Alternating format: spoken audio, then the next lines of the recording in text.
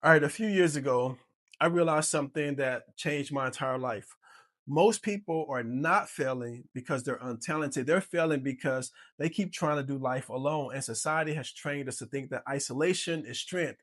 I don't need nobody. I'm self made. I do it myself.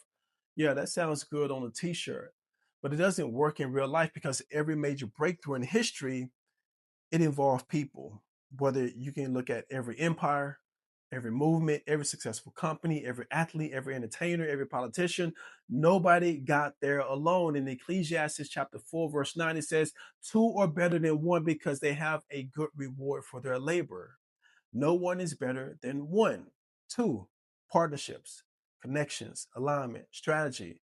But somewhere along the line, people stop learning how to work with people. Now everybody's offended. Everybody's defensive. Everybody's trying to prove they don't need help. Meanwhile, the people quietly building relationships are quietly building wealth. And that hit me deeply because there was a season in my own life where I had absolutely nothing, no major connections, no roadmap, no wealthy family, and at one point, no stable place to stay. And I remember sitting there thinking, there has to be another way, not a shortcut, not luck, but a better understanding of people. Because I started noticing something. The people succeeding were always they weren't always the smartest people in the room. Let's just say that. They were the most resourceful, the most intentional, the more connected, and they understood access. And once I understood that, that changed my thinking. And I stopped looking at people as obstacles and started looking at them as assignments, not to manipulate, not to use in a dirty way, but to honor the connection correctly. Because whether we want to admit it or not, every single day we benefit from someone, the farmer, the truck driver, the teacher, the mentor, the customer, a friend who opened a door for us. Hell, the person who mentioned your name in a room when you weren't even there. That's leverage. That's also life. Even Jesus built with people. Think about it. He could have done everything alone, but instead he built disciples. Why?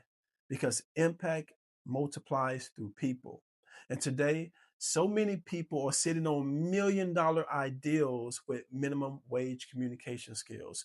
Brilliant people with no relationship strategy, good hearted people who don't even know how to position themselves. And because of that, they stay overlooked.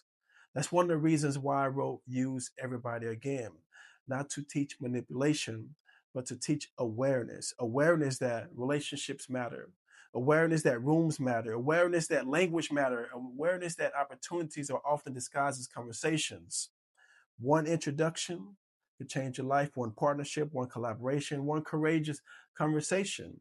But pride keeps people disconnected, fear keeps people silent, and ego keeps people broke. See, when I started changing the way I approach people, I started changing the trajectory of my life. Not overnight, but consistently over time, I did. And I need people to hear this clearly. You don't have to be the loudest person in the room to be powerful. You don't have to fake success to create success. You don't have to manipulate people to build influence, but you do have to learn how to connect. And in this next season of life, the people who understand communication, collaboration, systems, and relationships will dominate, not because they're evil, but because they understand human nature. So if you're feeling stuck, if you've been feeling overlooked, if you've been trying to figure out your talent, maybe this is the answer for you. Because once you understand that it's not about standing on the sidelines, it's about getting in the game, you start seeing strategy in a different way. That's when your real transformation begins.